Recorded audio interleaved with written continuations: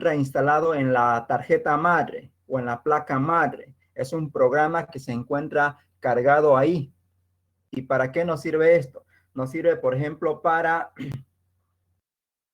verificar que el hardware que está conectado a nuestra tarjeta madre esté correctamente funcionando. Por ejemplo, apenas enciendes el computador, ¿qué es lo que hace? La BIOS ejecuta un programa y ese programa empieza ¿a qué? A verificar todo el hardware que se encuentra conectado a esa tarjeta. Empieza a ver el disco duro, empieza a ver tal vez si tienes alguna tarjeta de sonido, tarjeta de video, todo eso se encuentra en la BIOS. Es un programa que sin necesidad, por ejemplo, de tener un disco duro conectado a tu computadora, la BIOS de igual manera se debe mostrar.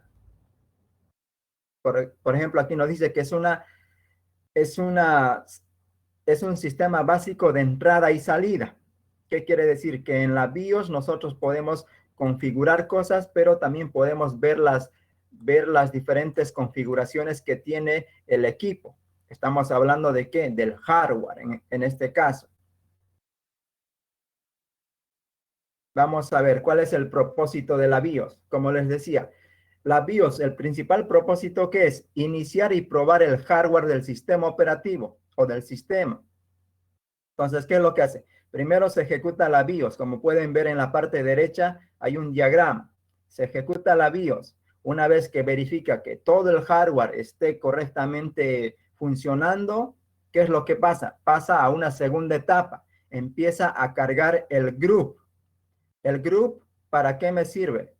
El group me tiene un listado de sistemas operativos que yo tengo instalado en mi computadora. Entonces, si yo tengo Windows, tengo Linux y tal vez tengo varias versiones de Linux en el mismo computador, en el group yo voy a poder seleccionar. Voy a seleccionar con qué sistema operativo quiero arrancar, quiero iniciar. Una vez que pasamos al proceso de seleccionar qué sistema operativo vamos a utilizar, automáticamente si seleccionamos Linux, se va a cargar lo que es el kernel. Se carga el kernel y luego se cargan algunos procesos básicos. Algunos procesos básicos hasta llegar a lo que es el GDM, que es la pantalla de inicio, donde tú introduces tu usuario y tu contraseña para poder entrar, para poder ingresar al sistema operativo y luego poder ver todas las aplicaciones. Entonces, como les dije acá nuevamente, el propósito fundamental de la BIOS es iniciar y probar el hardware del sistema. Entonces, arranca la computadora, se ejecuta la BIOS tiene un programa y ese programa se ejecuta.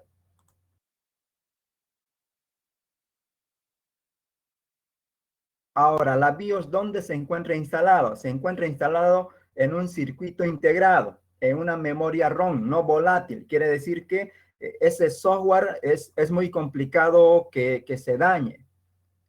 Pero también es posible actualizar el software de la BIOS, aunque no es recomendable. Es preferible dejar la BIOS con el sistema que ya viene cargado desde la fábrica. Entonces, vamos a ver ahora qué es la rutina POS. La rutina POS, ¿qué es lo que hace? Es el programa o la funcionalidad que empieza a probar todo el hardware. Todo el hardware empieza a verificar, le envía una señal, un pulso de electricidad. Entonces, desde la BIOS se ejecuta el programa y ese programa, esa rutina se llama POS. Entonces, ¿qué hace POS? Empieza a enviarle una señal eléctrica. Le envía una señal eléctrica al disco duro, por ejemplo.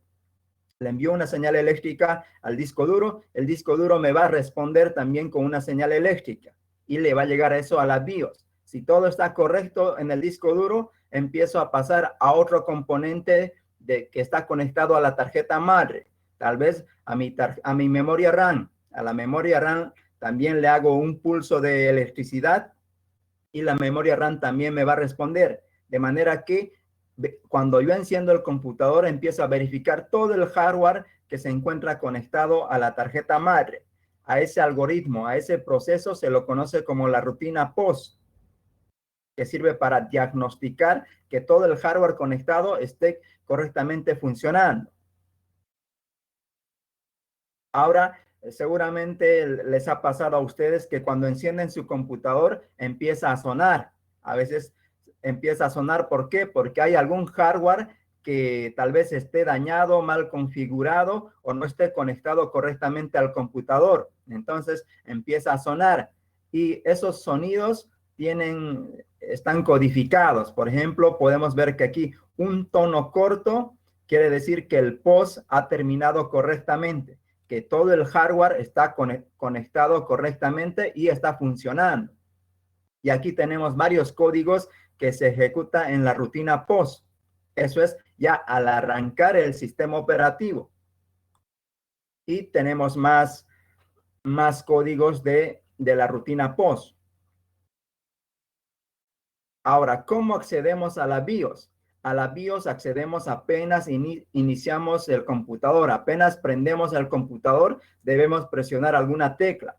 Ya esa tecla varía de marca, depende de la marca del computador o de la tarjeta madre. En este caso, tenemos aquí un listado. ¿Para qué? Para ver qué tecla debemos presionar para acceder a la BIOS de nuestro computador.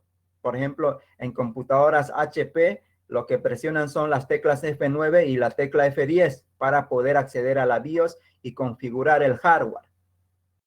Y también tenemos, por ejemplo, para cada marca existe una diferente tecla. No hay un estándar en esto para acceder a la BIOS. Entonces, veamos qué más tenemos. Esta es la BIOS, una BIOS un poco antigua. Tenemos aquí, por ejemplo, podemos configurar diferentes cosas.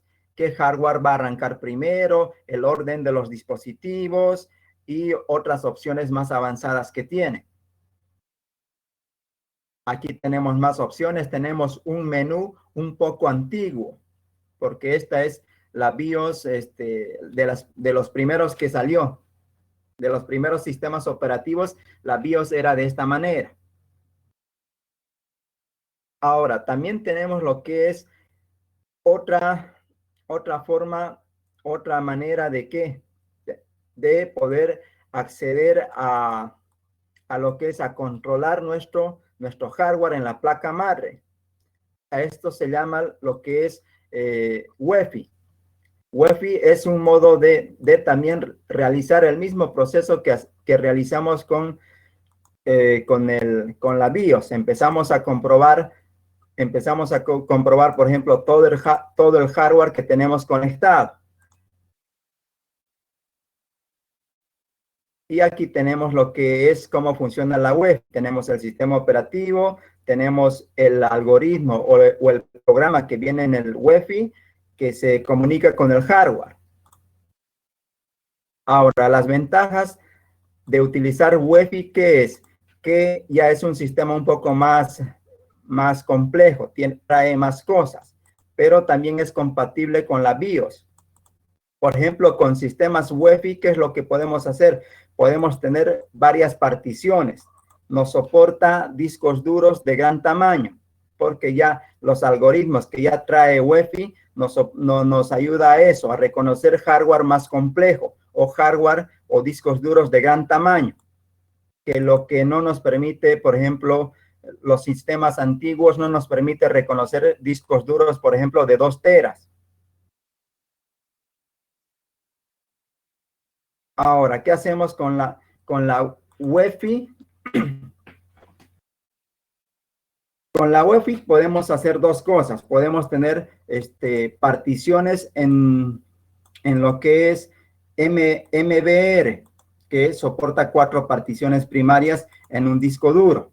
Pero si utilizamos lo que es GPT, podemos tener N particiones, más particiones en el disco duro. Ya esa es la diferencia de utilizar lo que es GPT y lo que es MBR. El MBR se utiliza en sistemas operativos antiguos. Y aquí tenemos un poco más de teoría de lo que es el MBR y el GPT, que no lo voy a decir todo porque sería un poco alargarnos. Por ejemplo, esto sería ya un sistema operativo o un hardware que ya trae UEFI. Con UEFI ya tenemos que una BIOS un poco más moderna, lo que no teníamos con el BIOS antiguo. En este caso podemos tener, por ejemplo, gráficos, cosas más intuitivas. Además, podemos cambiarle el lenguaje en el que visualizamos lo que es la BIOS. Ya esto es utilizando lo que es UEFI, que es también un conjunto de programas que nos ayuda a controlar o a configurar el hardware que tenemos. Y eso sería lo que es un poco de la BIOS y de lo que es UEFI. La BIOS es un sistema que ya viene en la placa madre. En la placa madre viene viene la BIOS o viene UEFI instalado por defecto. La BIOS sería algo parecido a esto.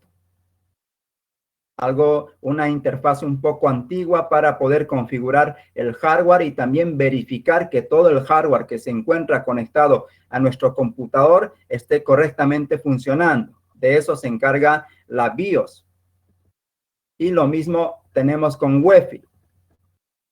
Ya la interfaz de UEFI se vería así y el propósito es el mismo: configurar, visualizar lo que es nuestro hardware. Y una vez que encendemos el computador, lo mismo, UEFI tiene un algoritmo que empieza a verificar que todo el hardware conectado a nuestro equipo esté correctamente funcionando y correctamente configurado.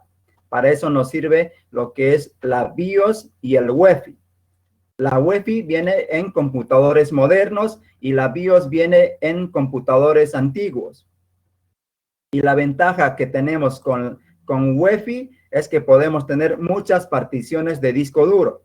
En cambio, lo que es con la BIOS, solo nos va a reconocer, por ejemplo, discos duros de tamaño mediano, de discos duros de tal vez de 1 tera o menos. Discos duros de 2 teras, un computador que tenga BIOS no te va a reconocer. En cambio, un computador que tenga UEFI en su tarjeta madre te va a reconocer discos duros de 2 teras y tal vez de un poco más de capacidad. Esa es la diferencia.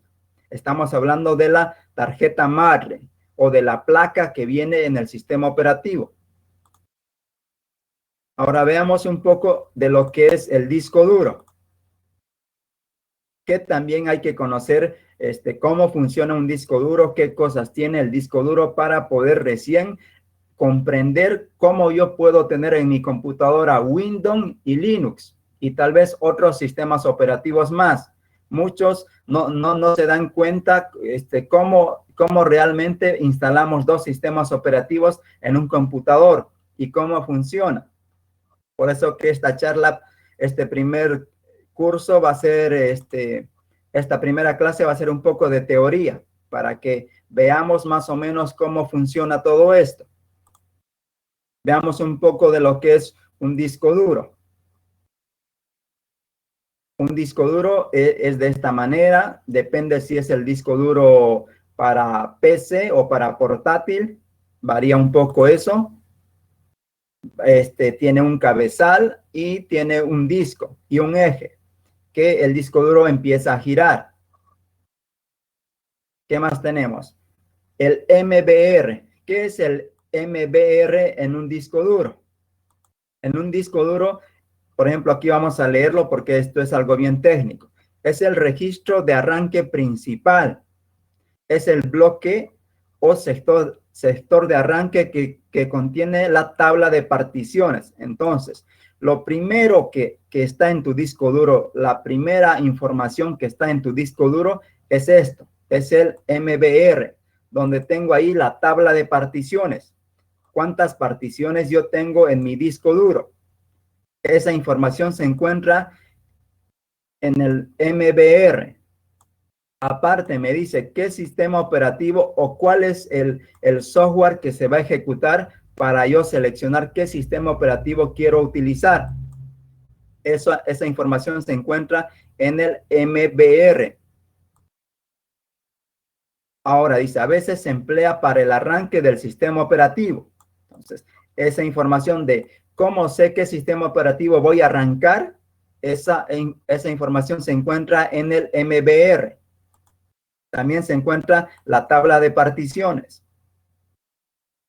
Ahora, ¿qué es una partición en disco duro? Son simplemente sectores lógicos para poder dividir el disco duro y nosotros podamos guardar nuestra información en ese disco duro. Ahora, esta sería, por ejemplo, una imagen de un disco duro y las particiones que tiene. Podemos ver aquí que tenemos varias particiones. La primera partición, lo primero que se ve aquí en la parte izquierda sería el MBR, donde, ¿qué es lo que tengo en el MBR? En el MBR tengo que las tablas de particiones, cuántas particiones tengo, y también tengo el software para qué, para poder seleccionar qué sistema operativo quiero utilizar o con qué sistema operativo voy a arrancar. Entonces, eso se encuentra ¿dónde? Al inicio de tu disco duro. Y luego ya se encuentran las particiones que ya se crean para utilizarlo. Ahora, un disco duro puede tener, por ejemplo, dos esquemas de particiones. Estamos hablando ya del hardware del disco duro. Un disco duro puede tener ¿qué? El MBR, que es un algoritmo, es un programa que tiene varias cosas. Y también tenemos lo que es GPT. GPT que también cumplen la misma funcionalidad, solo que el MBR se utiliza en computadores antiguos y el algoritmo que tiene el MBR es un poco inseguro. Y el GPT tiene la misma funcionalidad. En el GPT tengo la información de las particiones de mi disco duro, también tengo el software o el algoritmo que se ejecuta para que yo pueda seleccionar qué sistema operativo quiero ejecutar. Toda esa información se encuentra en el GPT, solo que el GPT ya tiene una estructura más robusta, tiene más cosas. Y el MBR tiene prácticamente lo mismo en funcionalidad, pero es un poco más inseguro. Y además solo el MBR está incluido en computadores viejos. En cambio, el GPT ya viene incluido en computadores nuevos. Y también esto mucho depende de la BIOS que tienes. Si la BIOS que tienes es, por ejemplo, un poco antigua, solo puedes utilizar MBR. No puedes utilizar lo que es GPT. Pero si tienes Wi-Fi en la BIOS de tu placa, puedes utilizar GPT. Esa es también la diferencia de qué tan antigua es tu computadora. Esto, por ejemplo, MBR se encuentran en las computadoras Pentium, por ejemplo, y las GPT ya vienen en las computadoras que son Core i3, Core i7, esas computadoras ya vienen con GPT. ¿Qué más tenemos aquí? Tenemos la estructura del disco duro. Vamos a ver la estructura del disco duro. Por ejemplo, aquí en la primera columna tenemos la estructura de lo que es un disco duro utilizando lo que es MBR. Y en la parte derecha tenemos utilizando la estructura de ¿qué? De GPT. Como les decía, lo primero que se encuentra en el disco duro, en el primer sector, donde inicia el disco duro, es donde tenemos el master boot, que nos indica, por ejemplo, qué sistema operativo voy a arrancar o qué sistemas operativos tengo instalado en mi computadora. Aquí se encuentra la información, por ejemplo, en qué partición tengo instalado Windows, en qué partición tengo instalado Linux, en el master boot. Y la misma estructura tiene en GPT. Y luego, ¿qué es lo que viene? La información de las particiones de mi disco duro. Tengo que saber cuántas particiones de disco duro tengo, dónde empieza, dónde termina, si la partición es primaria, la partición es secundaria. Toda esa información se encuentra aquí, que normalmente esa información no la vemos nosotros. No la vemos esa información. ¿Por qué? Porque esa información es crítica. No debemos manipularlo.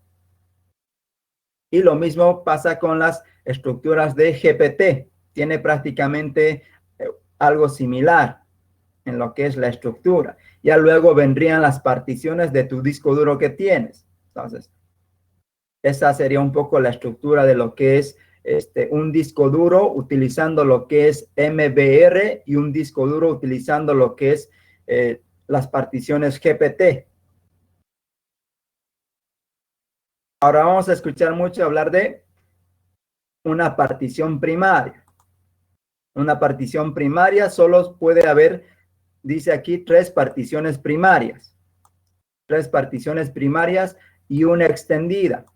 Esto se aplica ¿a dónde? A discos duros que están con MBR. Entonces, si mi disco duro está bajo MBR y bajo la BIOS antigua, ¿qué es lo que voy a tener? Solo voy a poder crear 3 particiones primarias y una extendida. Muchas personas quieren tener varias particiones y el sistema operativo solo le deja tener, por ejemplo, en computadores antiguos, solo 3 particiones primarias y una extendida. Ahora, dentro de la partición extendida, puedes tener muchas particiones. De eso no hay problema. Ahora, que la partición extendida, como les decía, tenemos la partición extendida que puede tener muchas particiones lógicas adentro de esa partición extendida. Y la partición lógica es la partición que se encuentra adentro de la partición extendida, porque la partición extendida solo es un contenedor. Una partición extendida contiene muchas particiones lógicas, que serían estas. Estas particiones lógicas se encuentran adentro de la partición extendida.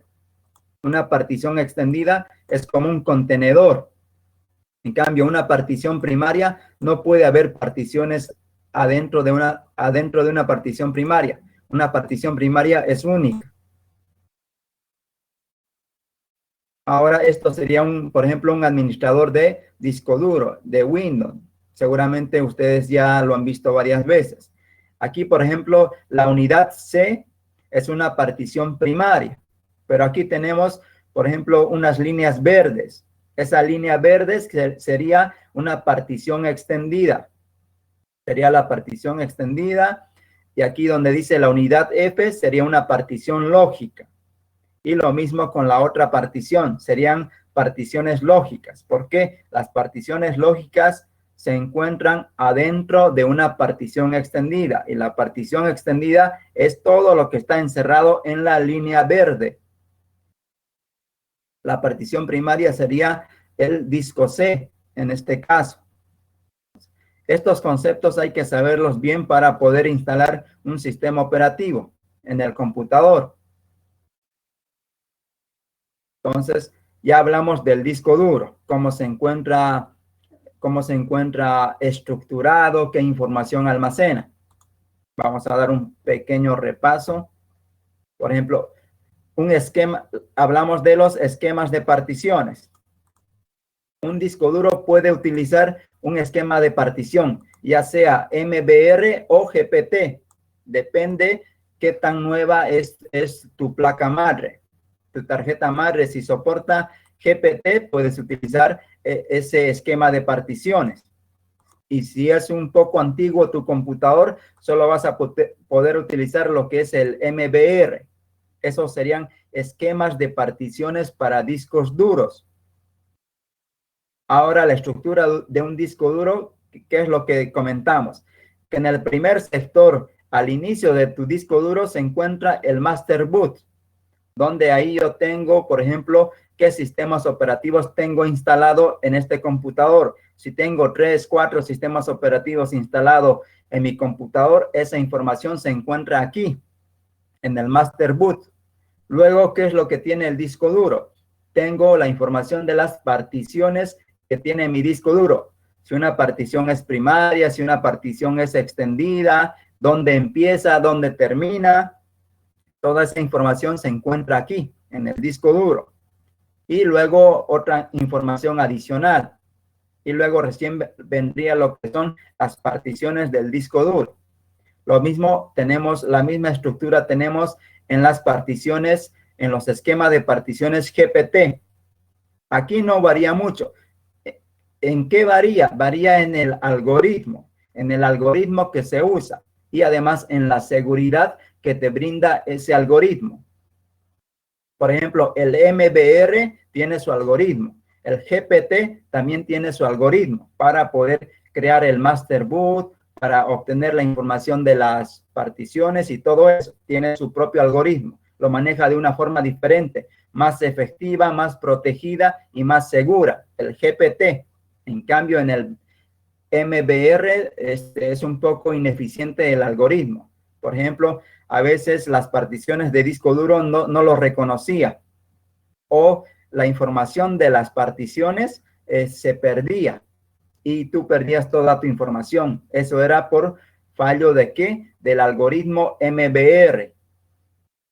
Por eso mejoraron el algoritmo y propusieron otro, que es el GPT. Vimos la partición primaria, una partición extendida no es más que un contenedor de particiones lógicas. Ahora, adentro de ese disco duro, de esa partición, yo tengo que almacenar ¿qué? Tengo que almacenar archivos. Para almacenar archivos necesito un sistema de archivos, un algoritmo que me permita saber, por ejemplo, dónde está un video, dónde está una fotografía, dónde está cierto archivo. Entonces, tengo que saber qué sistema de archivos voy a utilizar en mi sistema operativo. Entonces, para poder seleccionar el sistema de archivos, tienes que saber varias cosas. Por ejemplo, que en sistemas operativos Windows solo puedes utilizar los sistemas de archivos FAT, NTFS, FAT32. Son las dos únicas particiones, son las únicas dos sistemas de archivos que puedes utilizar en sistemas operativos Windows. No puedes utilizar otro. Y luego en Linux ya puedes utilizar más sistemas de archivos. En este caso puedes utilizar lo que es la partición extendida 2, la extendida 3 y la extendida 4. Y además de otras particiones también. Un sistema de archivos no es más que el algoritmo de cómo se está guardando la información en el computador y cómo acceder a esa información. Es como anotarte, por ejemplo, en un papel. En el sistema de archivos es como anotarse en un papel. Por ejemplo, aquí yo me puedo anotar que en la casilla 1 tengo una imagen, .jpg. En la casilla 2 tengo un video, .mp4. Este sería un sistema de archivos un poco simple. Claro que el sistema de archivos de los discos duros es una estructura más compleja. Aquí puedo ponerle .doc y aquí puedo ponerle otra cosa. Entonces, sería manejan lo que es el NTFS, el FAT32, ya tienen algoritmos más complejos. No lo guardan en una simple lista. Y lo mismo con los otros sistemas de archivos que se puede utilizar en sistemas operativos Linux. Cada tipo de sistema de archivos tiene un fin. Por ejemplo,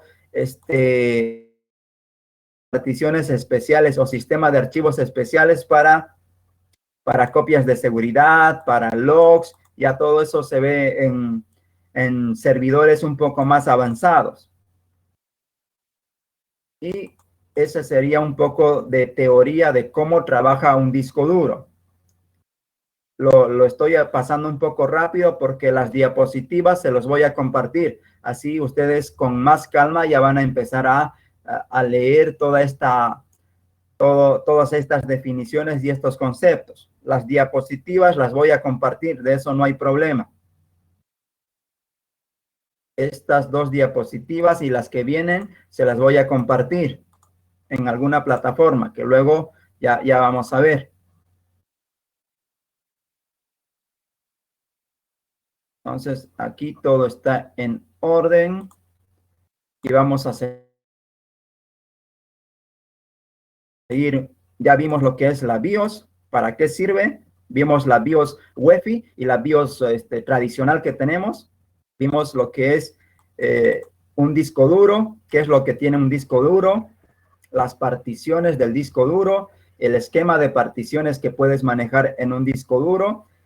No es más que el MBR y el GPT son solamente estructuras y algoritmos para poder acceder a la información que tienes en tu disco duro. Y además guardan la información de las particiones que tienes en tu disco duro. Además, qué sistemas operativos se encuentran instalados en tu computador. Ahora ya vamos a empezar un poco a ver lo que es el sistema operativo Linux. Ya con esa teoría un poco rápida, ya vamos a comprender un poco de cómo yo puedo instalar Linux en mi computador y cómo va a funcionar. Entonces, vamos a ver, por ejemplo, qué es un computador. Un computador es simplemente una máquina compuesta de elementos físicos. En este caso, los elementos físicos los denominamos hardware y en su mayoría son de origen electrónico, capaz de realizar trabajos y todo aquello. Ahora, ¿cuál es el flujo que nosotros seguimos? Tenemos el hardware. El hardware, y en el hardware tenemos que tener un sistema operativo. Y adentro del sistema operativo, nosotros, ¿qué es lo que hacemos? Instalamos aplicaciones, diferentes aplicaciones, y esas aplicaciones son utilizadas por algún usuario. Entonces, este es el flujo que seguimos. En este caso, ¿qué es lo que vamos a ver en este curso? Vamos a ver el sistema operativo y también cómo se comunica el sistema operativo con el hardware.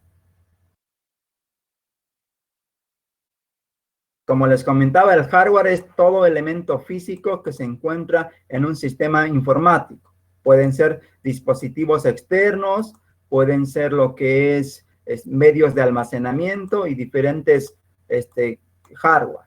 En este caso, ¿a qué llamamos software? Es simplemente la parte lógica que permite comunicarnos entre el usuario y el hardware.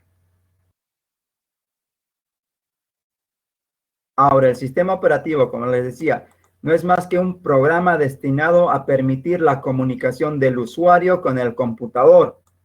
Gestiona los recursos de una forma eficaz. Ya eso lo vamos a ver más adelante, lo de gestionar recursos de forma eficaz. Entonces, eso es un sistema operativo. Solo nos permite ¿qué?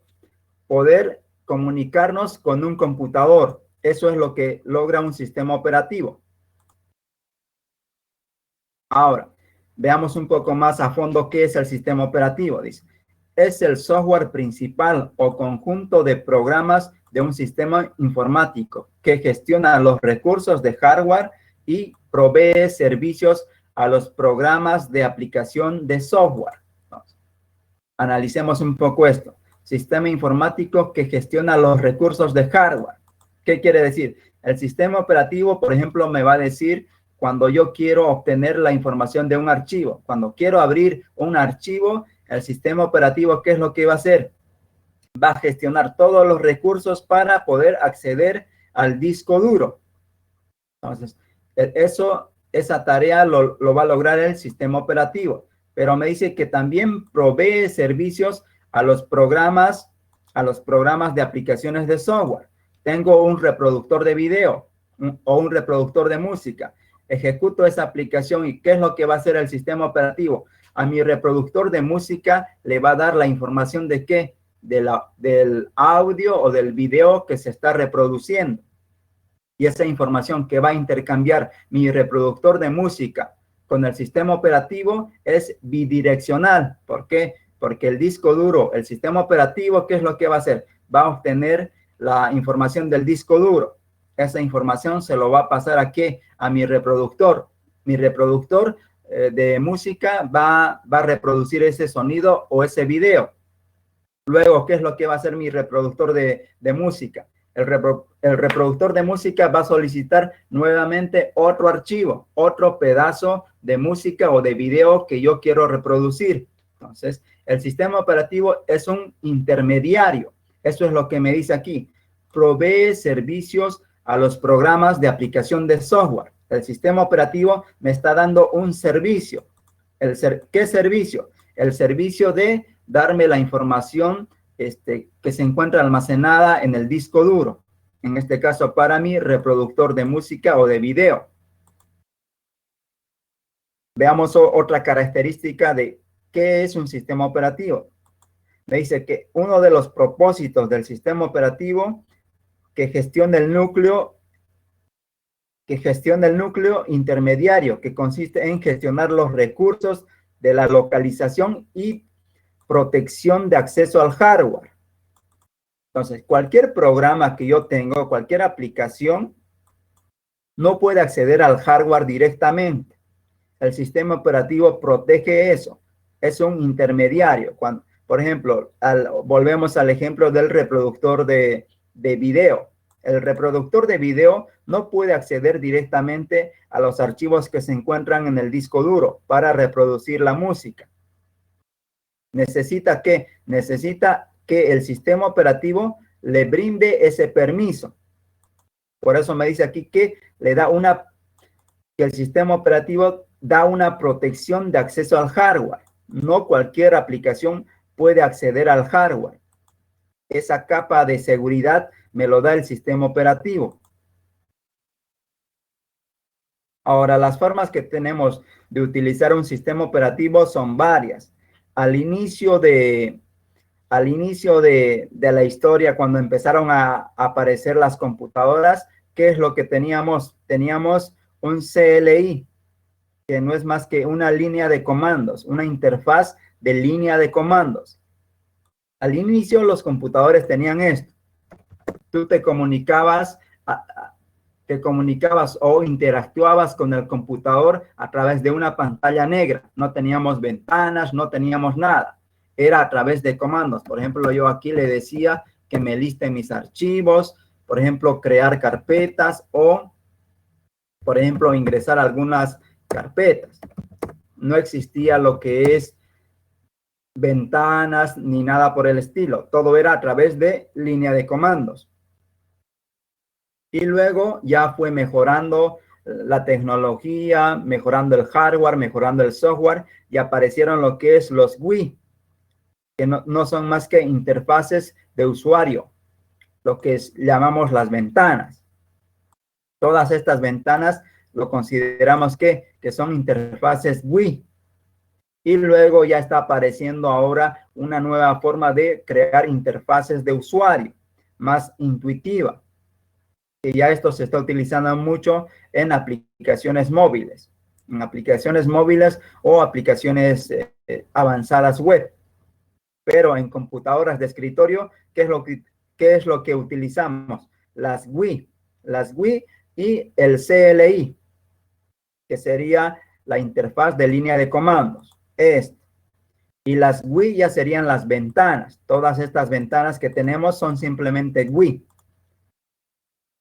Eso se aplica a cualquier sistema operativo. Son conceptos que se aplican a Windows, a Linux y a Mac. Ahora veamos lo que tiene un sistema operativo. Vamos a ver un poco lo que es el kernel. Podemos ver aquí un esquema gráfico. Tenemos las aplicaciones de usuario y también tenemos lo que es el kernel. El kernel, lo que llamamos el núcleo del sistema operativo. El núcleo del sistema operativo ya es el que se encarga, por ejemplo, de manipular el hardware. El hardware se manipula a través del kernel en cualquier sistema operativo, ya sea Windows o Linux. Vas a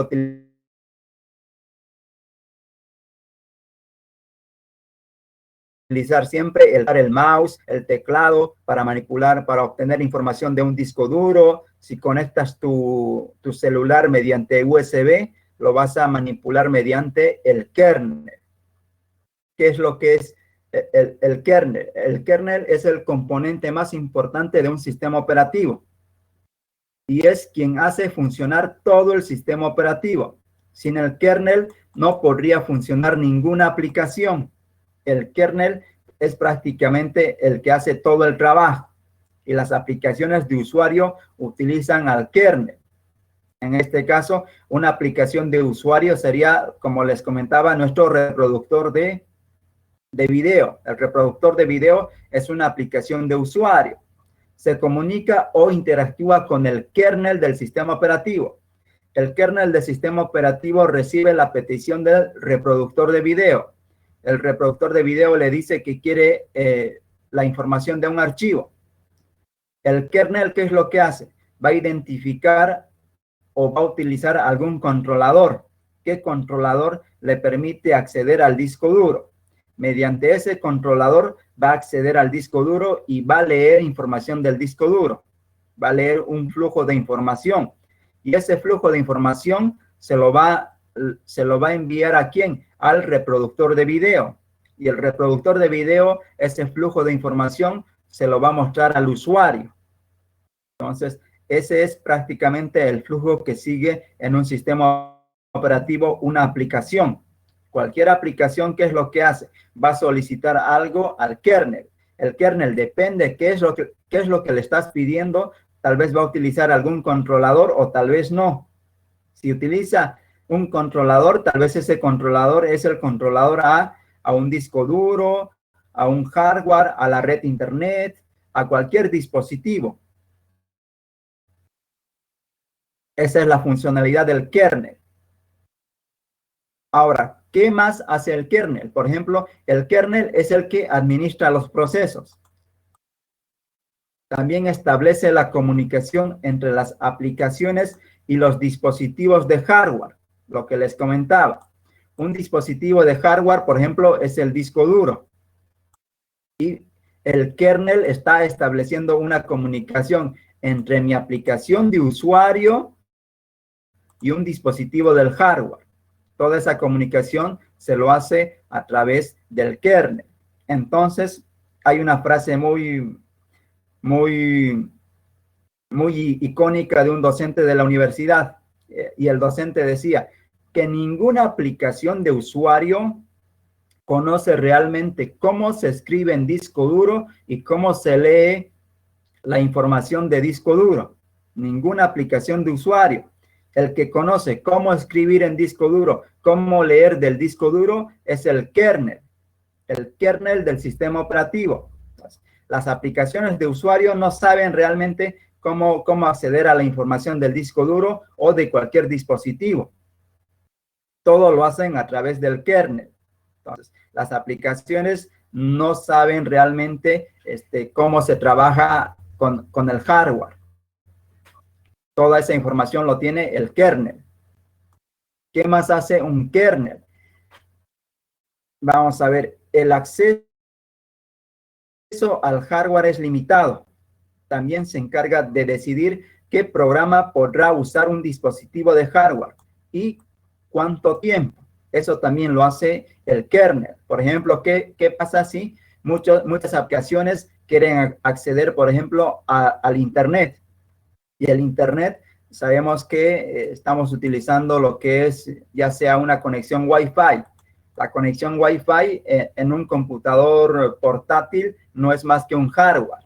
Es un hardware que se está conectando a un router. Entonces, si yo tengo aquí mi navegador web y tengo tal vez una aplicación aquí descargando una aplicación, tengo otra aplicación, un torrent descargando también cosas por internet, toda esa administración de qué aplicación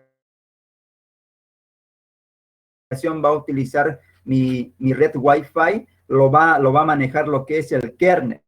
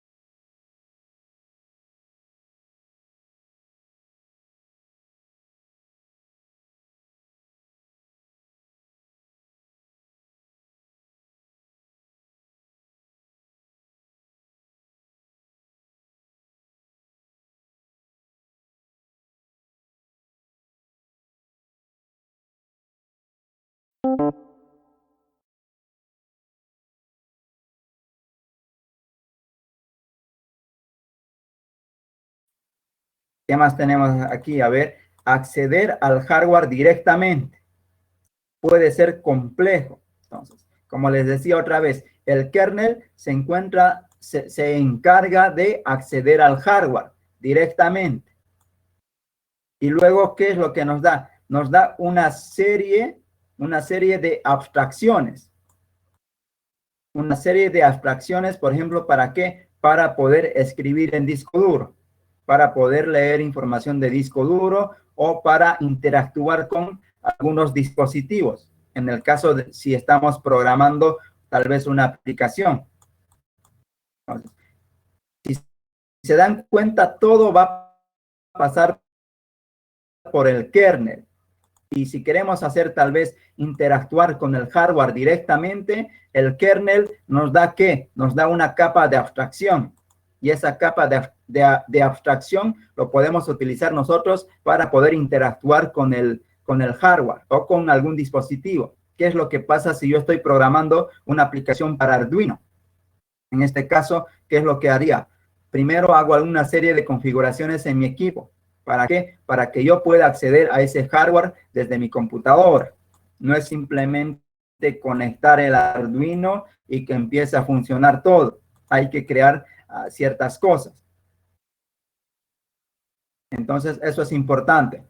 El kernel no solo nos sirve para qué, para que las aplicaciones de usuario se comuniquen con los dispositivos.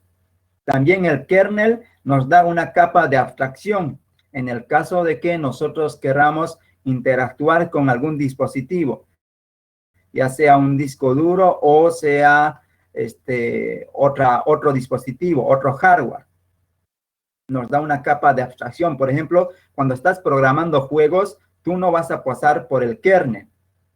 Esto también pasa, no sé cuántos de ustedes han hecho algún juego utilizando alguna librería gráfica. Vamos a tomar ese ejemplo que aquí decía, que el kernel nos da una capa de abstracción para que accedamos directamente al hardware. Entonces, como nosotros somos programadores o desarrollamos aplicaciones, pasar por el kernel va a ser un poco lento. ¿Por qué? Porque nosotros queremos acceder directamente a nuestra tarjeta de video. ¿Por qué? Porque estamos programando un juego y necesitamos que ese algoritmo se ejecute en la tarjeta de video. Entonces, que el kernel nos va a dar una capa de abstracción. Nos va a dar una capa de abstracción de manera que nuestra aplicación se va a comunicar directamente con la tarjeta de video. Ya no va a pasar por todo el algoritmo o por toda la estructura que tiene el kernel. Esa facilidad nos da lo que es el kernel. Nos da una capa de abstracción para que nosotros a través de esa capa de abstracción podamos, por ejemplo, utilizar la tarjeta de video o tal vez otro recurso. Ya esto ya es para desarrolladores de software o personas que quieran hacer algo. nos da una capa de abstracción. Es lo que pasa cuando haces aplicaciones para Android. En Android, ¿qué es lo que tienes? El kernel de Android te da una capa de abstracción, por ejemplo, para conectarte al GPRS o al, ¿qué se llama esto? El GPS. El GPS. Entonces, el kernel, el núcleo de Android me va a dar una capa de abstracción. Y a esa capa de abstracción yo me voy a conectar para utilizar, por ejemplo, el GPS. Y el GPS no olvidemos que es hardware, es algo electrónico. Entonces, de manera que yo me voy a comunicar directamente con esa capa de abstracción y voy a poder manipular ese hardware, ese dispositivo que se encuentra en el sistema operativo. Yo creo que ese ejemplo se entiende mejor cuando hablamos de que el kernel nos da una capa de abstracción. Lo mismo pasa con la pantalla táctil.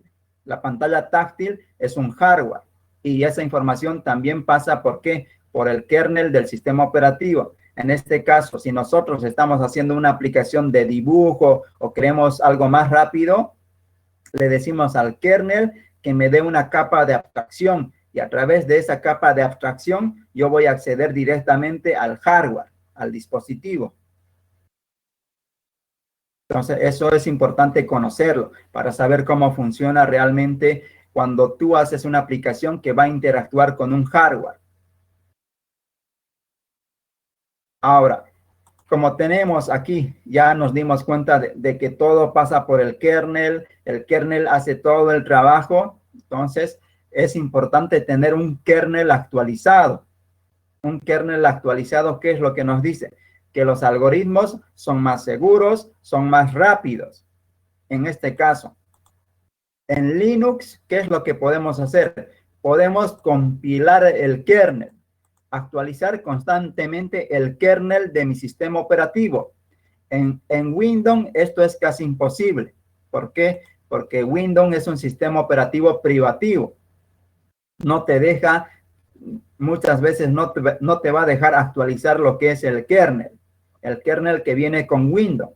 Pero en Linux tenemos más libertades. En este caso, yo soy libre de poder actualizar lo que es el kernel de mi sistema operativo. Y un kernel nuevo, ¿qué es lo que viene? ¿Qué es lo que va a hacer ese kernel? Va a hacer que mi sistema sea más rápido, más estable, más robusto. Incluso el kernel tal vez me va a ayudar a reconocer hardware nuevo. ¿Por qué? En el kernel, ¿qué es lo que yo tengo? Tengo controladores. Esos controladores son simplemente algoritmos. Algoritmos que se pueden comunicar con cierto dispositivo. ¿Qué es lo que pasa si mañana sale un nuevo dispositivo que se puede conectar al computador? Entonces, si yo no actualizo mi kernel, ese dispositivo no voy a poder conectarlo a mi máquina. No lo va a reconocer. Pero si actualizo el kernel y ese kernel tiene el controlador para que yo me conecte a ese dispositivo, entonces voy a tener esa facilidad actualizando mi kernel. Por eso es necesario actualizar el kernel. El sistema va a ser más rápido, estable y seguro. También lo que les comentaba, el sistema con soporte a elementos de hardware no encontrado en kernel viejo. Actualizando mi kernel, tal vez el hardware nuevo que yo tenga lo va a reconocer o va a funcionar de una mejor manera. También, ¿qué es las ventajas de compilar un kernel o de instalarse un nuevo kernel? Es un sistema que soporte características especiales, no habilitadas en kernel viejo. Otra vez a lo mismo. Un kernel actualizado va a hacer que mi hardware nuevo y moderno se pueda conectar a mi computadora. Ahora veamos un poco de historia de Linux. Ya vimos lo que es un sistema operativo, conceptos básicos de lo que es hardware, software. ¿Qué es un sistema operativo? Un sistema operativo me permite que yo como usuario pueda interactuar con un computador. Eso es a grandes rasgos un sistema operativo. vimos las diferentes formas que hay de interactuar con un sistema operativo. Teníamos, por ejemplo, lo que era la línea de comandos al inicio. Era una línea de comandos donde lanzabas comandos constantemente. Por ejemplo, me olvidé ejecutar un comando que siempre ejecuto. Entonces, esa era la forma de interactuar con un sistema operativo al inicio de las computadoras. Ya luego aparecieron los GUI, que son los entornos gráficos, que me permiten tener ventanas, me permite tener, por ejemplo, los scroll bar, el mouse, el puntero y todo eso. Ahora hablamos lo que es el kernel. El kernel es prácticamente importante en un sistema operativo. Vimos dos que tenemos aquí, capas. Tenemos las aplicaciones de usuario que se comunican con el kernel.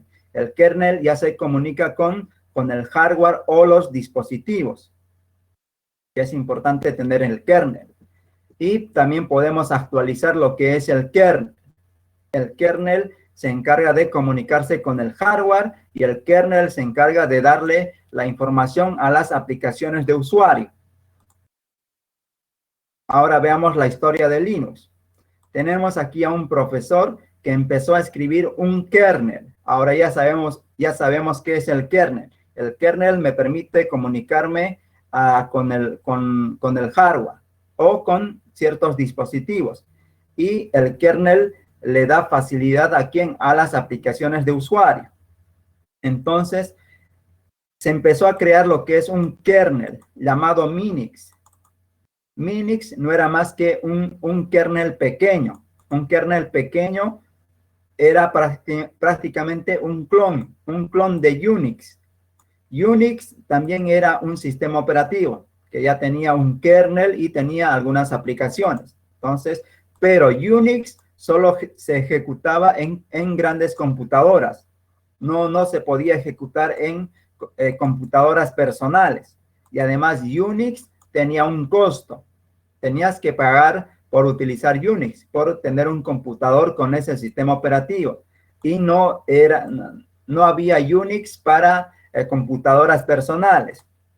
Entonces, ¿qué es lo que pasó? Empezaron a escribir un kernel pequeño llamado Minix. Entonces, escribieron ese kernel pequeño que ya tenía algunas funcionalidades básicas.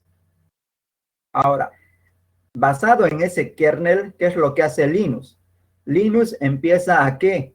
Empieza a explorar ese sistema operativo Minix y empezó ¿a qué? A modificarlo. Empezó a agregarle cosas, empezó a mejorar ese código, empezó a mejorar ese kernel. Y lo estructuró tanto que luego decidió publicarlo. Publicó una versión de Minix modificado. Esa versión de Minix modificado ya era un kernel un poco más estable. Entonces, ¿qué es lo que hace? Una vez que tuvo un kernel un kernel estable, decide publicarlo. Y ahí es donde aparece el mensaje histórico. ¿Qué es lo que hace Linux? Linux empieza ¿a qué? Publica en un foro de noticias, envía un mensaje diciendo, estoy haciendo un sistema operativo gratuito, que solo es un hobby, no será nada grande, no será nada grande. ¿Por qué? Porque era para computadoras personales, específicamente para computadoras personales. Ahora aquí decía, llevo desde abril empezando y ya está quedando listo y me gustaría saber su opinión. Y publicó el código fuente de ese kernel en el que estaba trabajando. Ese kernel lo publicó y diferentes personas empezaron a bajarse ese kernel. Se bajaron el kernel, estaban probándolo en sus computadoras, viendo ese código. ¿Y qué es lo que pasa? Empieza el boom, empieza todo el mundo le empezó a gustar ese kernel que se podía instalar en computadoras personales. Y paralelamente, ¿qué es lo que se estaba creando? Había un proyecto llamado GNU, dirigido por Richard Stallman. El proyecto GNU no era más que su objetivo era crear un sistema operativo. También querían crear su sistema operativo. Un sistema operativo parecido a Unix, pero querían que sea gratuito, porque Unix, como les dije, era un sistema operativo para servidores y aparte tenía un costo elevado. Entonces, el proyecto GNU estaba pensando crear una versión de Unix más pequeña para computadoras personales. Pero ese proyecto tenía muchas herramientas listas, tenía aplicaciones, pero lo que tenía el proyecto GNU Linux era simplemente aplicaciones y no tenía lo que era el kernel. A este proyecto le faltaba lo que era el kernel. Y Linux tenía el kernel, pero no tenía aplicaciones. Porque no olvidemos qué es lo que tiene un sistema operativo. Debe tener aplicaciones de usuario, tiene que tener el kernel. Entonces, Linux solo tenía la parte de azul, solo tenía el kernel. Y el proyecto GNU solo tenía la parte roja, tenía aplicaciones de usuario. Por ejemplo, una aplicación para editar un texto, crear un archivo, crear carpetas, listar las carpetas, todas estas aplicaciones que voy lanzando, por ejemplo. Todas estas aplicaciones lo tenía lo que es el proyecto GNU. Tenía diferentes comandos que realizaban diferentes tareas, pero no tenían el kernel. Entonces, Linux tenía el kernel, el proyecto GNU tenía aplicaciones de usuario, editores de texto, programas para listar archivos y todo aquello. Entonces, ¿qué es lo que pasa? Veamos un poco de la historia. Se empieza a fusionar todo esto. Estos dos proyectos se empiezan a fusionar. Ahora, aquí hay algo importante. El creador del proyecto GNU y todas las aplicaciones que habían creado, todas estas aplicaciones de usuario del proyecto GNU, venían con una licencia que te daba la libertad de ver el código fuente, mejorar ese código fuente y poder compartirlo sin necesidad de pagar licencias. Entonces, eso te daba el proyecto GNU. ¿Y qué es lo que pasó? Como yo tengo el kernel y tú tienes aplicaciones de usuario, si juntamos las aplicaciones de usuario que tienes y el kernel que yo tengo, que yo he desarrollado, ¿qué es lo que tenemos? Tenemos un sistema operativo funcional. Porque de nada me sirve tener un kernel si no tengo aplicaciones de usuario. Y de nada me sirve tener aplicaciones de usuario si no tengo un kernel. Porque no olvidemos otra vez esta gráfica. Si tengo aplicaciones de usuario, imagínense si no existe el kernel. Cada aplicación debería tener su algoritmo para poder leer en disco duro y escribir en disco duro. Cualquier aplicación que tú realices. Entonces, eso sería un poco complicado para cualquier programador. Se tardaría mucho tiempo en diferentes cosas. Entonces, ¿qué es lo que hace? El kernel ya te da una capa de abstracción, de manera que tú te ocupes de realmente resolver el problema. No te preocupas de cómo se escribe en disco duro o cómo se lee en disco duro o cómo una aplicación se está conectando a Internet, cómo está bajando un archivo desde Internet. No te preocupas. Todo eso lo hace el kernel. Entonces, se juntaron estas dos cosas, las aplicaciones de usuario y el kernel. Y ambos, la fusión de estos dos, crearon lo que es GNU Linux. Entonces, cuando hablamos de sistemas operativos Linux, hay que nombrar estas dos cosas. Hay que decir GNU Linux, no simplemente decir Linux. Lo decimos, hablamos de sistemas operativos Linux por flojera. Realmente tenemos que decir sistemas operativos GNU Linux, porque GNU Linux es el conjunto de aplicaciones para usuario y Linux es el kernel.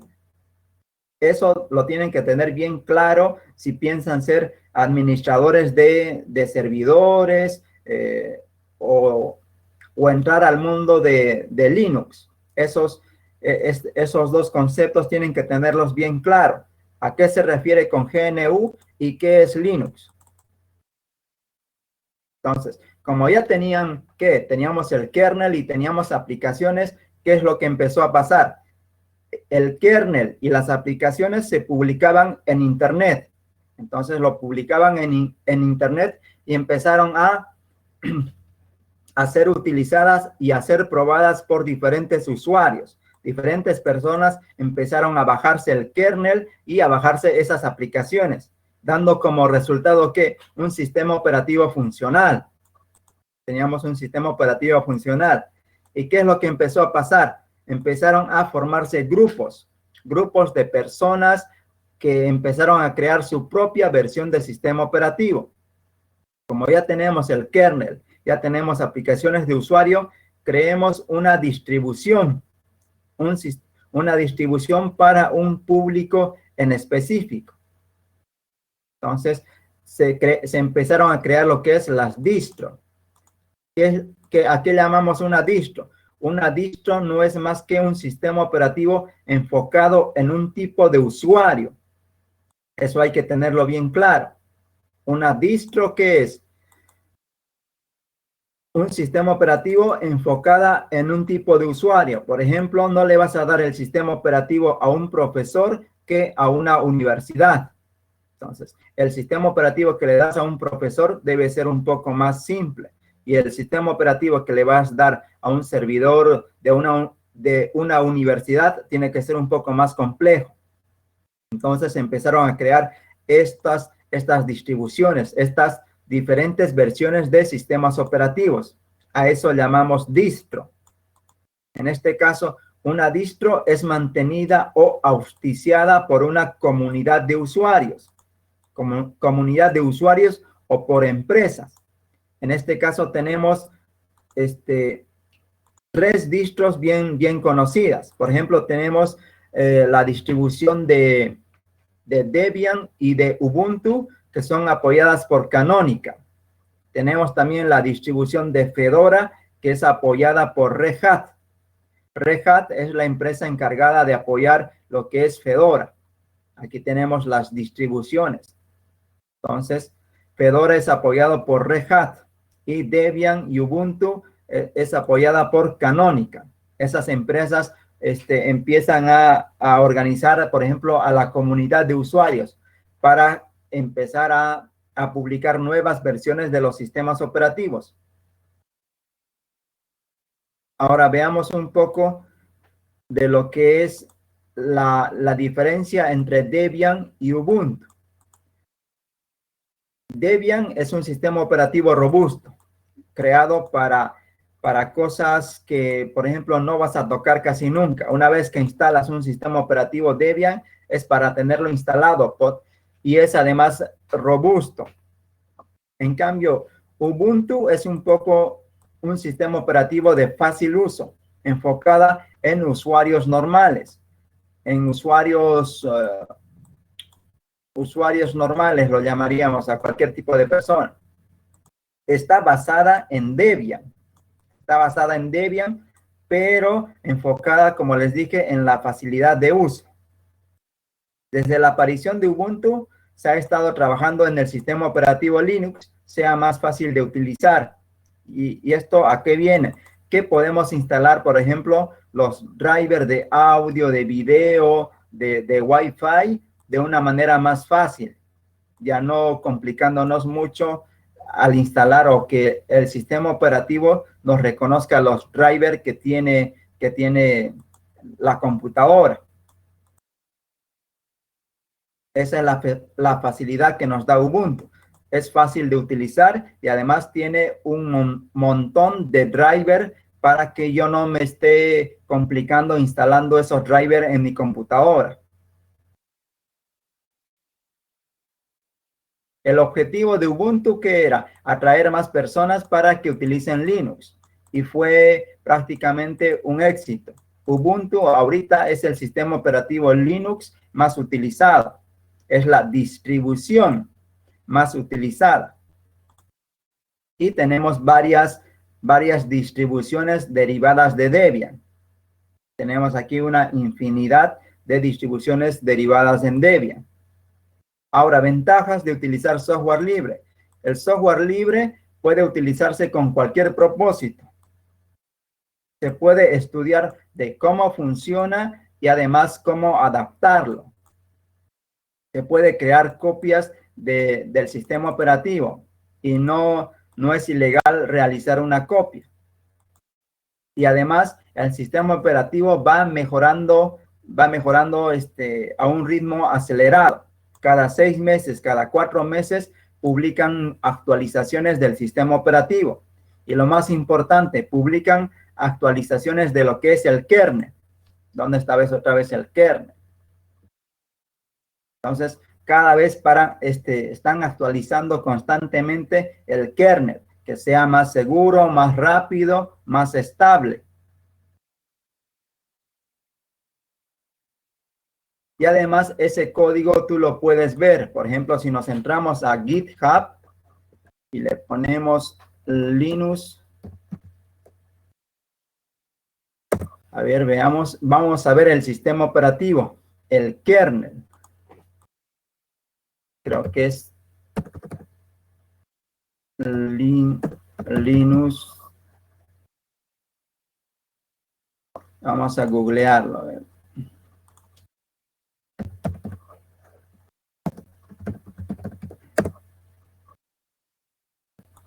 Torvalds. Ese era el GitHub. Por ejemplo, aquí tenemos lo que es el kernel. El kernel del sistema operativo Linux está publicado el código fuente. Tú puedes ver este código, bajártelo, estudiarlo. Por ejemplo, aquí dice sonido. Veamos a ver qué es lo que tenemos en sonido. Tenemos, por ejemplo, los drivers para un tipo de tarjeta de sonido. El driver, por ejemplo, para este tipo de sonido. Me acuerdo que este driver es para PCs viejas. Por ejemplo, tenemos más cosas aquí. Tenemos, a ver, veamos algo. USB que tenemos aquí. Tenemos más carpetas. Veamos a ver veamos código esto. Entonces, el kernel de Linux está publicado en GitHub. Tú puedes ver cómo está escrito el código de un sistema operativo. En este caso, simplemente estamos viendo el kernel. Puedes ver cómo se comunica una aplicación con el hardware. Obviamente esto está escrito en lenguaje C. Podemos ver aquí cómo está escrito un sistema operativo. A ver qué tenemos aquí. Eliminar algo. No sé qué hace aquí. Parece que expulsa el medio el reproductor de música. No estoy seguro. Habría que analizarlo con más detalle. Entonces, así puedes divertirte o empezar a curiosear y jugar con el kernel de Linux. Puedes ver su código fuente. Además, nos muestra los algoritmos de encriptación que utiliza, cómo maneja los certificados. ¿Qué más tenemos aquí? Certificados, documentación, FS, creo que es acceso a disco duro. A ver, herramientas, usuario, FC, ¿cómo manipulamos un archivo? A ver, veamos esto. Aquí miren cómo trabaja el sistema de archivos. Abrimos esto. Veamos qué hay acá. Bitmap. ¿Cómo guarda? Aparece aquí. A ver, veamos cómo guarda en el disco duro. Cómo sincroniza. Cómo sincroniza, cómo mueve. Vamos a ver. Sí, creo que aquí está cómo sincroniza la información de un archivo. A ver, aquí vamos a leer un poco.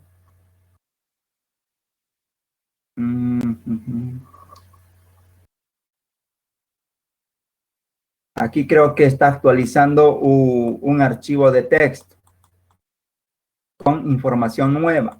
No olvides que a medida que vas escribiendo en un archivo de texto, esa información tal vez requiere que se escriba en disco duro. Y creo que este algoritmo está realizando eso. A ver, sería, como les dije, pueden estudiarlo y ver todo este código y descargárselo. Simplemente hay que descargarlo y empezar a ver, por ejemplo, cómo podemos utilizarlo. Esa es la libertad que nos da Linux. Podemos ver cómo está escrito el sistema operativo. Si eres un paranoico de la seguridad, te bajas este código fuente y empiezas a desactivar tal vez algunas cosas. Y luego compilas ese código y lo instalas en tu computadora. Conozco a 2 personas que han realizado eso. Se han bajado el kernel del sistema operativo, han modificado algunas cosas y lo han instalado en su computadora. Así que no es nada del otro mundo, solo que les va a costar un poco. Depende qué nivel de conocimiento tengan ustedes.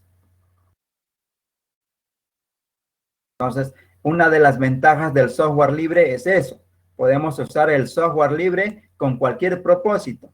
En este caso, mi propósito puede ser estudiar de cómo se comunica, cómo se comunican los drivers. Por ejemplo, aquí tengo driver para Android, por ejemplo. Si yo elimino esta carpeta o este módulo, tal vez mi sistema operativo ya no reconozca mi celular Android. Puede ser, hay que ponerse a leer un poco todo este código. También podemos crear copias. ¿Qué es lo que hace Fedora? ¿Qué es lo que hace Debian? ¿Qué es lo que hace Ubuntu? Ellos simplemente se copian el kernel. Se copia el kernel Fedora, por ejemplo. Fedora se copia el kernel y Fedora le agrega ¿qué? Las aplicaciones de usuario. Veamos otra vez este cuadro mágico. Entonces, el kernel es el mismo para cualquier Linux, en la mayoría. Por ejemplo, me bajo este kernel, yo siendo Fedora, me bajo este kernel. Y como soy Fedora o la empresa Fedora, yo voy a crear mis propias aplicaciones de usuario. ¿Por qué? Porque Fedora es enteramente para sistemas operativos de servidor. Entonces, Fedora se va a crear sus propias aplicaciones, varios programas para utilizar en este sistema operativo que va a ser específicamente para servidores. Entonces, yo tendría mi sistema operativo listo, que sería Fedora. Ahora, como yo estoy utilizando el kernel Linux y tal vez algunas aplicaciones de usuario, a esto le llaman distro, una distribución. Ahora, ¿qué es lo que pasa si yo soy Ubuntu? Si yo soy Ubuntu, también me voy a bajar este kernel. Me bajo este kernel y lo mismo, hago mis aplicaciones de usuario, algunas aplicaciones de usuario para que yo lo utilice en mi sistema operativo. Y luego, una vez que yo tengo todo configurado, lo empaqueto todo o lo configuro todo y luego ese sistema operativo ya lo empiezo a distribuir. En este caso, Ubuntu se enfoca en usuarios normales, para personas normales. Entonces, de esa manera yo estoy creando mi distribución, mi propia versión de Linux. Pero todos los Linux se están basando en este kernel. Actualmente hay un sistema operativo en Bolivia que lo están empezando a crear, que es el Plurios. Lo mismo. Plurios, ¿qué es lo que está haciendo? Este sistema operativo es un sistema operativo basado en Ubuntu. Está haciendo lo mismo Plurios. Tal vez no se ha bajado el kernel, pero está utilizando un kernel y le está agregando sus propias aplicaciones de usuario. Está haciendo sus propias aplicaciones de usuario y luego todo esto lo está empaquetando. en un instalador, para luego compartirlo. Y pueden bajarlo lo que es Plurios, a ver qué es lo que tiene. Aquí me dice descargar. ¿Qué tenemos aquí? Plurios. No me da mucha información de qué cosas tiene. A ver, veamos algo sobre Plurios. Es una metadistro. Tiene diferentes programas. Y quería explorar un poco más. Tiene su grupo de Telegram. Entonces, ese era mi objetivo de esta clase. Que ustedes aprendan a identificar lo que son las aplicaciones de usuario, el kernel y cómo el kernel se comunica con los diferentes dispositivos o hardware que tenemos en el computador. Que quede clara esta idea. Y también cómo está formado lo que es el sistema operativo GNU Linux. ¿Por qué decimos GNU Linux? Porque GNU tiene las aplicaciones de usuario. Y el kernel se llama Linux. El kernel se llama Linux y las aplicaciones de usuario, por ejemplo, este explorador de archivos, como yo le doy nuevo, me creo un nuevo archivo, todo eso son aplicaciones de usuario. No tienen que ver nada con el kernel. A esas aplicaciones las creó el proyecto GNU. Entonces, como tengo aplicaciones de usuario y tengo el kernel, tengo un sistema operativo completo. Pero ese sistema operativo tal vez hay personas que quieren hacer un sistema operativo específicamente para un tipo de usuario. Entonces, para un tipo de usuario quiero hacer un sistema operativo. A eso le han llamado distro. Entonces, una distro no es más que un sistema operativo enfocado en un tipo de usuario. Por ejemplo, la distro Fedora está enfocada en los usuarios que son administradores de sistemas o de servidores. ¿Por qué? Porque Fedora es una distro para servidor. Entonces tengo tengo diferentes aplicaciones para administrar un servidor. Es lo que es Fedora. Ahora, la distro Ubuntu está enfocada en los usuarios normales, en los usuarios comunes. ¿Por qué? Porque es fácil de utilizar y es para computadoras personales. En cambio, Fedora tiene dos versiones, una versión de servidor y una versión también para computadoras personales. A eso le llamamos una distro. Esos conceptos tienen que manejarlos de memoria. El GNU, conjunto de aplicaciones, Linux, el kernel. Ambos dan como resultado un sistema operativo. Ahora, una distro es un sistema operativo enfocado en un tipo de usuario. Hay diferentes tipos de usuarios. Tenemos los usuarios normales, usuarios que son administradores de sistemas o administrador de servidor. También tenemos los DJ. Hay un sistema operativo enfocado en los DJ que se llaman Ubuntu Studio, por ejemplo. Vamos a buscarlo acá, Ubuntu Studio. También tenemos una distribución enfocada en lo que es la seguridad en redes o el testeo de redes, que es Kali Linux, que seguramente muchos quieren utilizar Kali Linux, que también es una distribución.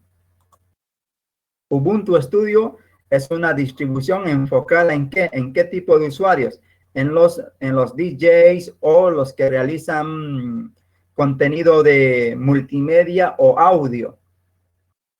Aquí tienes, por ejemplo, ese sistema operativo está enfocado en ese tipo de usuarios.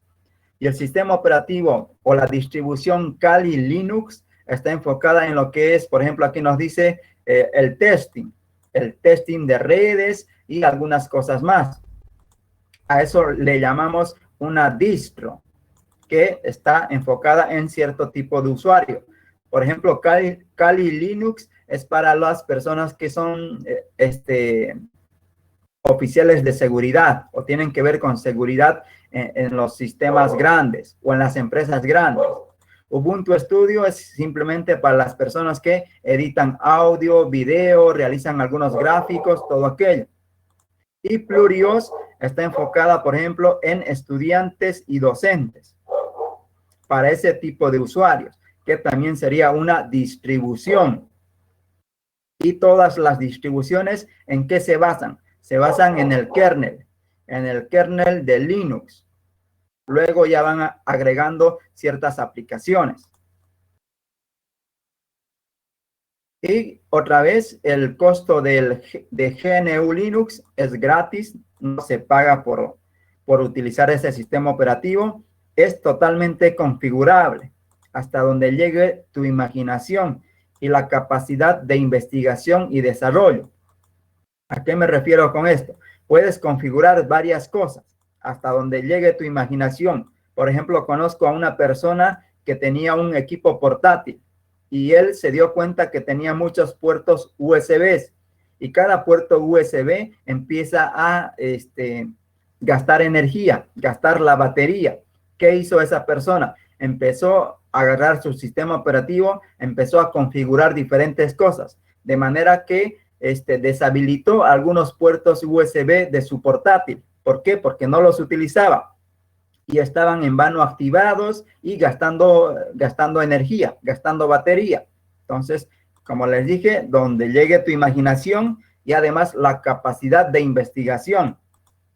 Tal vez algo que quieres hacer, que quieres configurar, ya esté alguien en el mundo ya lo haya resuelto, ya resolvió lo que tú quieres hacer y lo ha publicado en algún blog.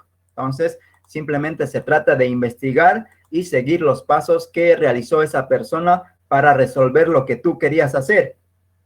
Ahora, si lo que quieres realizar es algo único, algo diferente, algo que nunca se ha hecho, puedes desarrollar, puedes escribir código. ¿Por qué? Porque todo el código de Linux y de otras aplicaciones está publicada en Internet. Puedes ver ese código, puedes modificar ese código. Entonces, puedes también desarrollar alguna cosa para Linux. A mí me tocó una vez, por ejemplo, agarrar un código y modificarlo. Era un código de generador de códigos de seguridad. No sé si a ustedes cuando se inscriben a Google, Google les manda 6 números aleatorios para que pueda verificar que ustedes son o se han registrado en una plataforma o algo así. Y ese código también lo tienen publicado en Internet y puedes modificarlo y adaptarlo a tus necesidades. Y como les decía aquí, Linux es un sistema operativo que plantea desafíos. Si vas a ser un simple usuario, no lo vas a ver divertido utilizar Linux. Pero si te gustan los desafíos, va a ser interesante utilizar Linux. Porque puedes pasarte horas y horas configurando el sistema operativo. Y puedes también darte cuenta de que puedes mejorar el aspecto de qué, de tu sistema operativo. Y además va a ser entretenido. Y como vas a poder modificar tu sistema operativo, adaptarlo a tus necesidades, te vas a sentir orgulloso de haberlo logrado. Además, vas a ser impaciente. No solo te vas a quedar ahí, vas a querer realizar nuevas cosas.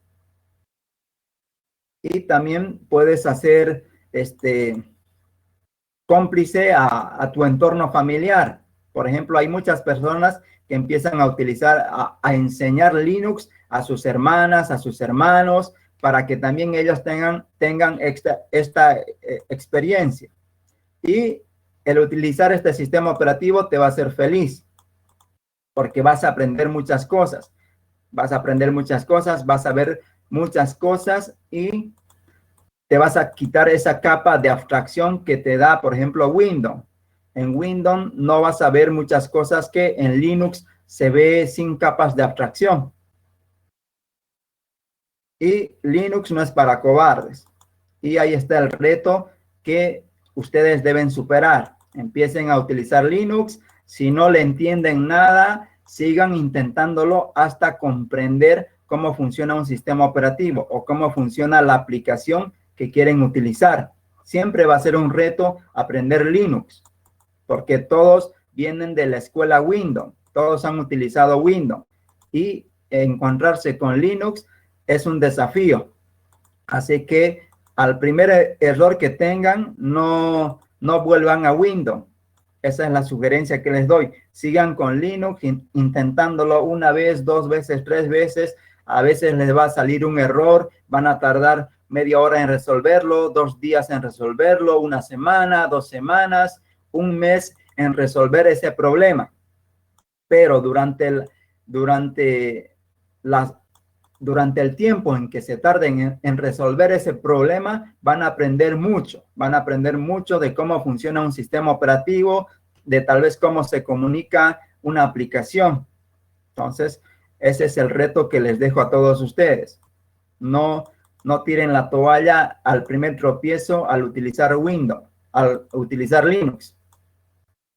Y de esta manera vamos a acabar esta primer clase, que fue un poco teórica, un poco conceptual, pero era importante que ustedes lo conozcan. Si ustedes están aquí es porque les interesa saber Linux y no les puedo enseñar directamente a utilizar el sistema operativo. Para mí tal vez era fácil empezar a enseñarles comandos, enseñarles otras cosas sin la base teórica.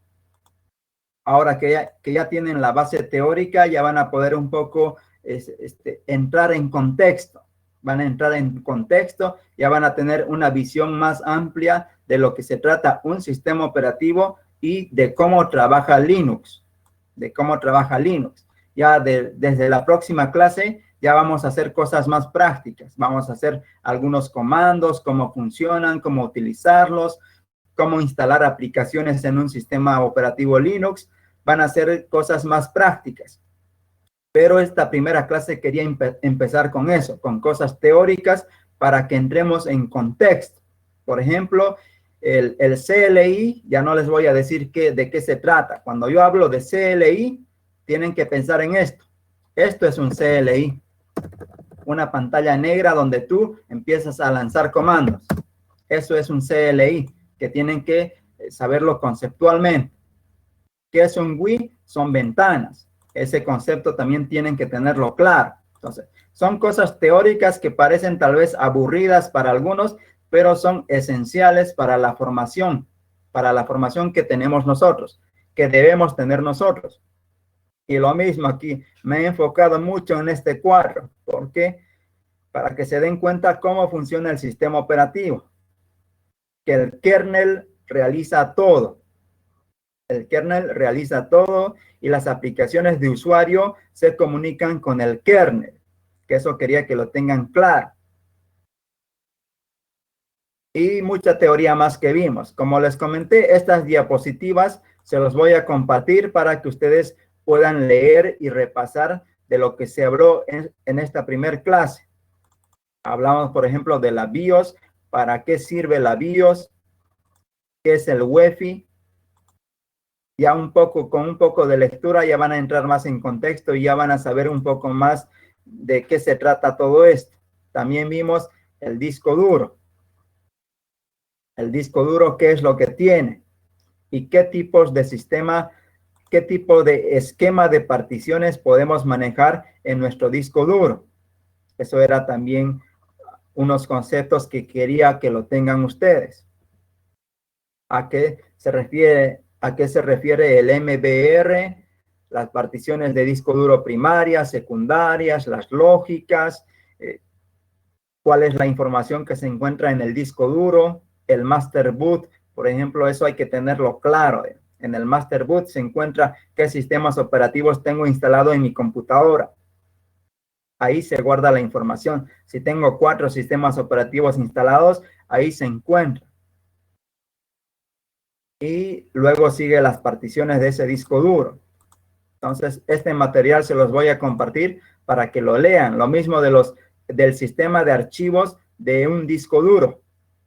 Un disco duro tiene que tener un sistema de archivos para saber dónde se encuentra ubicado un archivo, un video, una foto, un audio, dónde se encuentra ubicado.